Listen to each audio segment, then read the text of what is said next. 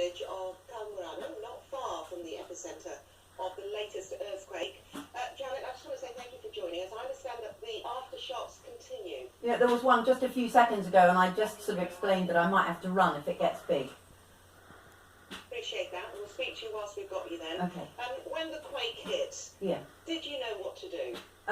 Yes, because I mean, I've been in the last, well, we've lived here a while and we're used to earthquakes, but I have to say I've never been in anything like that one. But we actually we've been living downstairs in a workshop area, so we had quick access out because we were forewarned.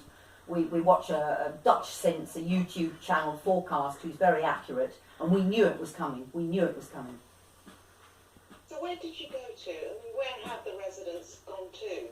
Well, we're still living in our house, sort of, in the workshop, but we ran outside and just basically watched our house shaking and listened to buildings. We could hear buildings falling down around us, which is pretty scary. And how are your neighbours and residents of Colmerano? Everybody has this fear, paura they call it, but we say don't be scared, be prepared. It's hard not to be scared.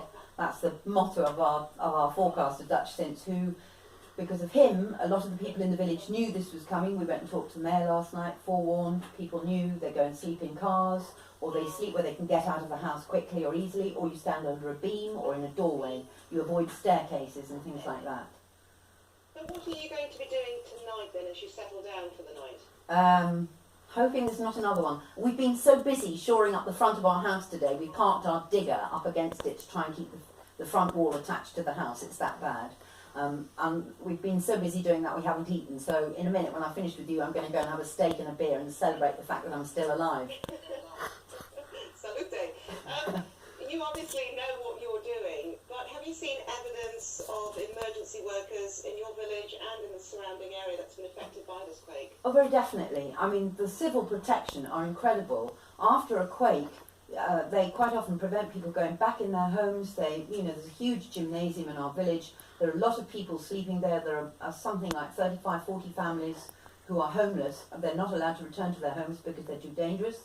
They send land engineers to check. They make sure that you understand what to do in a quake. Everybody has a kit. We've got stuff in our car, water, medical supplies, change of clothes, because quite often you run outside, you get out of bed, you haven't got anything on necessarily. So, you have to be prepared for it. So, apart from the preparedness, what's the mood like at the moment? Everybody's still scared. And I was watching the forecast earlier, and Dutch says that there's a new wave coming in, so new wave of pressure coming in over the next 2-3 days, so we know we're not through with it yet. It does shred your nerves. It does shred your nerves, I have to say. I have never been so terrified.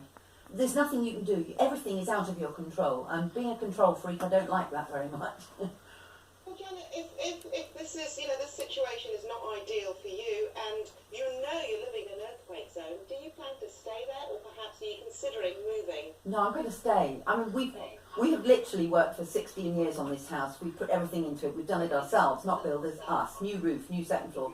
My heart's here. The country's beautiful. It's a kind of balance of one of the most beautiful places in the world, and yet also the most terrifying. When I look at those Apennine Mountains this evening, it looks so calm and so beautiful. But my heart's here, and I love it here. I'm not going anywhere.